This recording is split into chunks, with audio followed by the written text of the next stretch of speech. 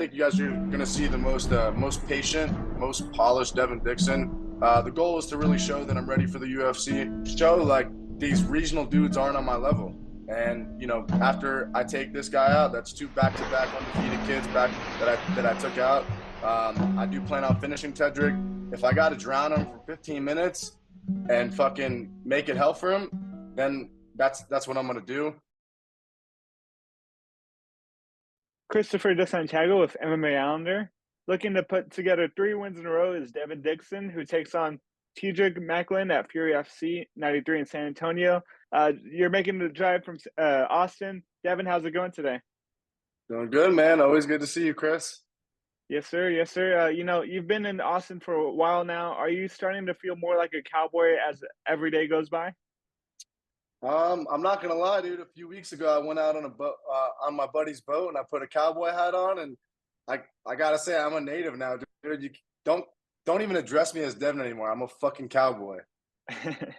Awesome, man. Awesome. And what's the feeling like to be fighting in San Antonio of all places? Obviously this fight was supposed to happen back in May. How satisfied are you that it's finally now happening? It's pretty cool fighting in San Antonio because I know that a lot of the Austin people are gonna make the drive down there. So it's not at home, but it's not far away. Um, I was super bummed that it didn't happen in May because I mean, let's be real, bro. If you were really injured, like, how are you all of a sudden good to go 2 months later? I didn't buy it. The promotion didn't buy it, and you know, all we saw was a picture of him that he went and got an X-ray. No actual injury. So, dude, I go into a fucking fight banged up every single time. I'm never 100% going into a fight. I might feel better sometimes than others, but dude, like, you pulled out of an event where a win could have got us, him or I, on the Contender Series that this year for sure.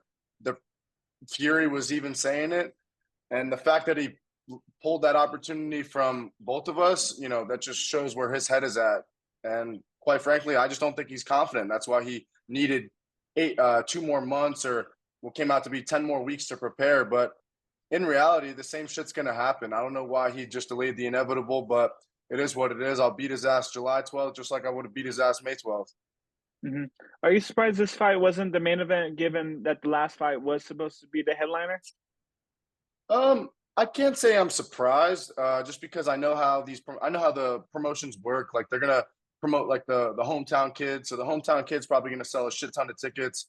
I think he's from San Antonio, so good for him. Let him headline the event. But let's be real, like you said, I was supposed to be the main event for that event a few weeks ago, or a couple months ago, and my fight has UFC implications on it. So I think all the eyes are going to be on my fight for sure.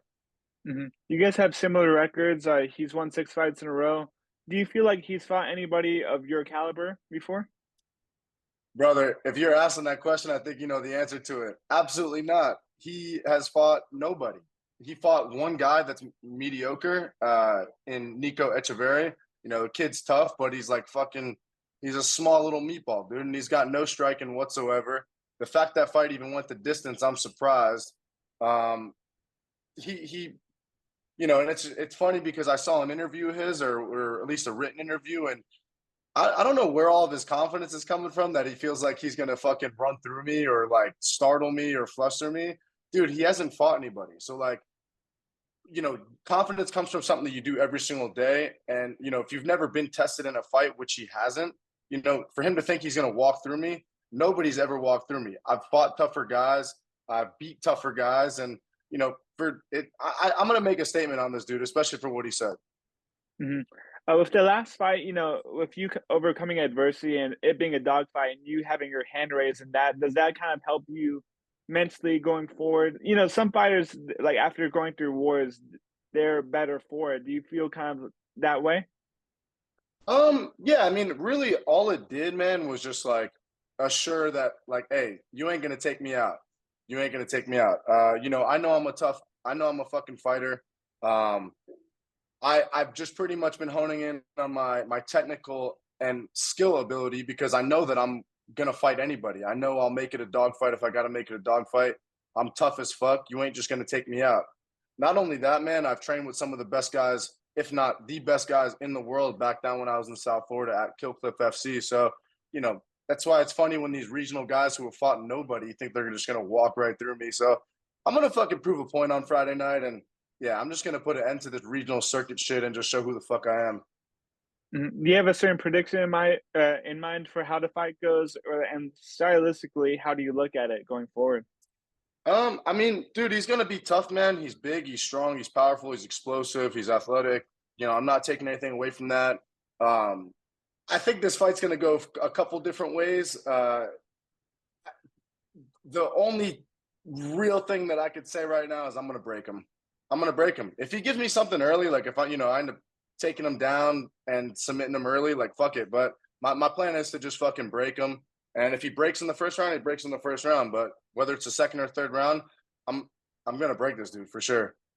hmm what are the biggest differences that you've seen in your game coming over from Killcliff FC to now working at 10th Line in Austin? What are some of the biggest differences that you've seen in your game? So when I was at Killcliff, man, like obviously you got high level coaches, high level teammates. But being there, I feel like there wasn't like a like it was just all gas, no brakes. So there wasn't really like a slow period to like focus on like getting better. Yeah, they obviously do technical sessions, but everything was like 100 miles an hour, not slowing down because whether you're in fight camp or not, 90% of the room is. So you're not getting any easy round sparring because somebody's got a fight coming up and they need a fucking hard round, or you come back off a fight, you had just fought, you know, doo has has a fight in 2 weeks, needs you in the cage of sparring, and what are you gonna say? No. So, you know, what I was able to do was really slow things down when I came over here, focus on the technical ability. The fighter has always been in me. I've always been a fighter, always been a dog. But now I'm able to focus on the technical aspect and slow things down, be patient, focus on getting better technically, not just being a fighter. Because at the highest level, everybody's a fucking dog. It's just, I need to separate myself technically because I know, dog for dog, like, that's just, it's kind of like a pissing contest right there. I'm gonna beat you technically, and if I got to bring the dog out, I'll bring the dog out. hmm And you're testing yourself against high level people in the training room, and you're proving yourself against a regional competition. Do you feel like with a win here on Friday, you would be open to a contender series call or even a short notice UFC call if they offer it to you later this year? Absolutely, man. That's the plan. Right after this fight, I'm not taking any time off. Um, I am a little banged up, but I'll just maybe slow some things down with training. But my plan is just to stay ready, just in case any of these contender series fights fall out and they need me to step up. I'm gonna keep my weight on point. And like you said, if they hit me up for like a short notice UFC fight, of course I'm gonna take it, man. But here on the other side of this is, definitely after I beat Tedrick Friday night, I don't think there's a really much more to prove on the regional level. So like I'm okay with waiting. And if I gotta wait till the end of the year to fight, maybe one more kid, uh, just to like wipe out anybody that I would have fought in Fury at 155 to head into 2025 with a 8-1 record at 28 years old. When the time comes, I'll be 28. There's what more would the UFC want as a prospect? 28 years old, 8-1. Most of my fights are finishes. All of them are exciting. So I'm gonna stay ready. If they hit me up, they hit me up. If not, we'll wipe out the regional circuit and then we'll get the call early 2025 for sure. Awesome, and I gotta ask, man, what's gonna be your walkout song on Friday night? Oh man, I haven't really decided yet, but I'm thinking just because of our last session, our last MMA session with the team, uh, the song "Another One Bites the Dust" came on, and everybody was kind of jamming to it. And usually I would think something like that's corny, but all the boys were jamming to it, and uh, and I just think it's fitting. Like after I wipe this dude out and I take him out Friday night, another undefeated dude back to back that I just took out. Another one bites the dust, baby. Awesome, man, awesome, and speaking of training camp, man, I mean, has this one kinda felt a little bit different, considering that, you've had to wait on him for 2 months, and is this the longest training camp of your career thus far? Yeah, definitely longest training camp. I will say, dude, at Killcliff, there was no like at a camp. Like you were always you were always in fight shape year round because of how hard the training and practices were. But yeah, definitely the longest fight camp preparing for the same dude, and it's like you know, going into this second one leading up to for the same kid, it's I, I would just say not much has changed. Like I didn't really like focus on what he's gonna do. You know, if you watch any of his fights, like they're pretty fucking hard to watch, dude. Like they're not.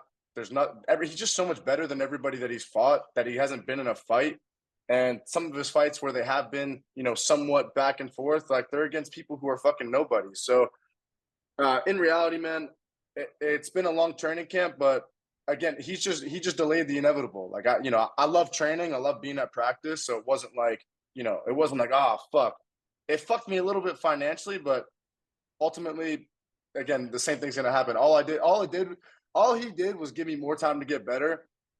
So I just don't understand his mindset behind that, especially because I really don't think he was hurt. Neither does promotion, and that's also why I said to that point too. Why I don't mind waiting till the end of the year to fight in Fury if I got to take one more regional fight because, dude, like I don't need a rush to fight anybody at this point, and it's just keep getting better. The goal is the UFC. I'm not in the UFC yet, so I'm gonna keep training hard till I get there. Mhm. Outside of the fight game, how have you been spending your time? I saw that you've been at the lake, fishing or whatnot. What else have you been doing outside of the fight game? Dude. So honestly, dude, I just work a lot. I work at a bar, which is overnight, which kind of fucks on my sleep a little bit. So like my schedule is just work, train, do stuff with my dogs, like walking around, hiking. But other than that, man, I'm a homebody, dude. While I'm preparing for my fight, like I just, I'm just focused on this fight. I'm pretty much right there of getting in the UFC. So there's really no distractions for me right now. If my buddies hit me up and they want to go on the boat, go party on the lake, I'm gonna go party on the lake, have some fun.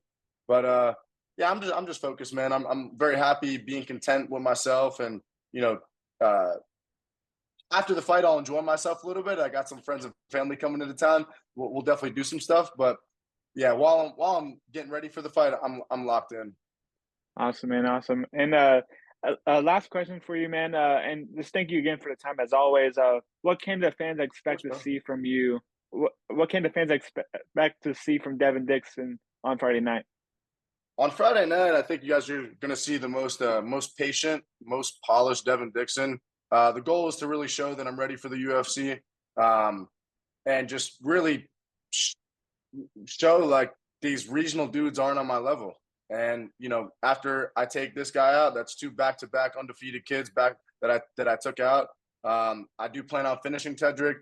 If I got to drown him for 15 minutes and fucking make it hell for him, then that's what I'm gonna do. But expect to see a show. You expect to see me fucking big brother and him, me hurting him and taking him out. But if I like I said, if I got to drown him for 15 minutes, bro, I'll drown him for 15 minutes.